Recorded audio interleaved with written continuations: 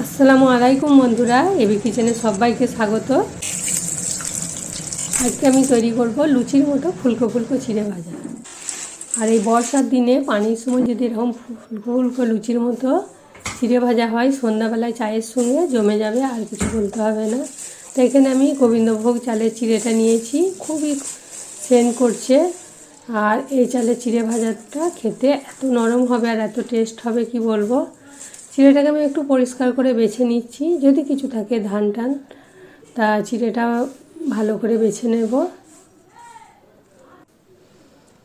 যে সকল বন্ধুরা আমার ভিডিওটা ইউটিউব থেকে দেখছেন, অবশ্যই আমার চ্যানেলটা একটু সাবস্ক্রাইব করবেন।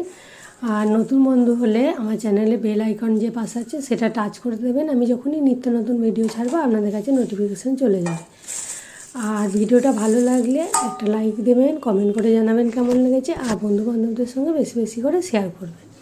তাহলে এখানে আমার চিড়েটা বাছা হয়ে গেছে। এখানে আমি একটা কড়াই চাপিয়ে দিয়েছি, আর কড়াইয়ে সাদা তেলে ভাজবো। তেলের পরিমাণটা কিন্তু অনেকটাই বেশি হতে হবে,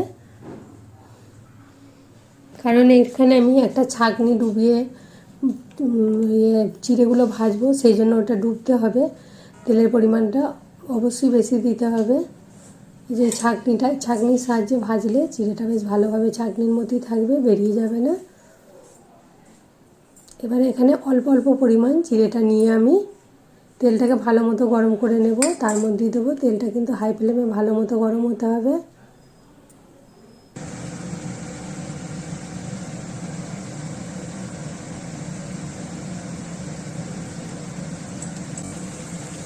এইভাবে ফুলে উঠবে, একদম লুচির মতো ফুলকো ফুলকো।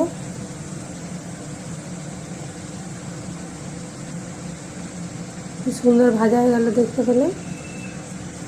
এইভাবে ভালো করে ভেজে তেলটা ভালো করে ঝরিয়ে অন্য একটা শুকনো পাত্রে রেখে দেবে।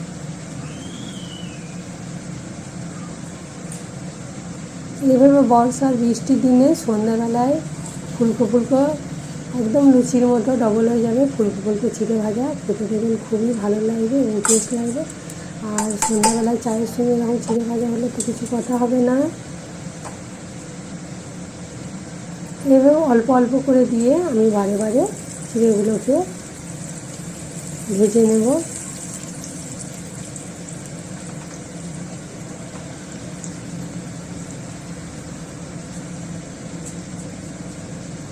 আর ভাজার পরে এইভাবে ভালো করে বেশ তেলটাও ঝরিয়ে নেব।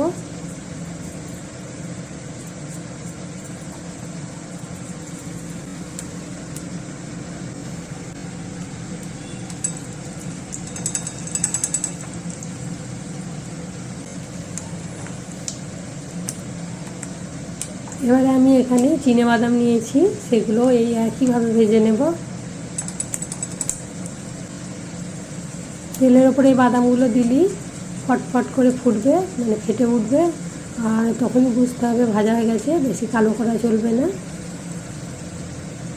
বাদামটা আমার ভাজা হয়ে গেছে, ওটাও ঢেলে রাখছি।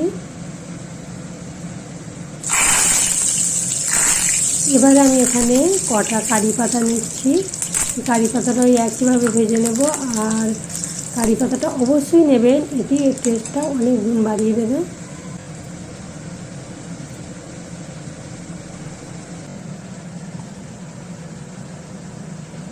কারি পাতাটা বেশ ভালো মতো ভাজা হয়ে গেছে। এবার আমি তেল ঝরিয়ে এটাকেও নিয়ে নিচ্ছি তুলে। এবারে একসঙ্গে সব মিশিয়ে দেব।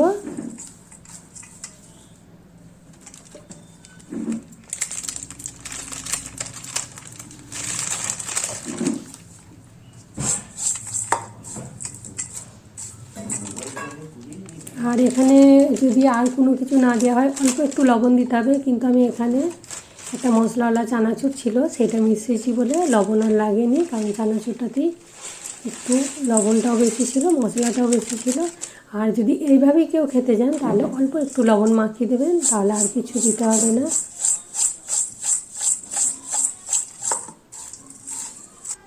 এই চানাচুরটা দিয়ে সব ভালো মতো একসঙ্গে মাখিয়ে দিলাম।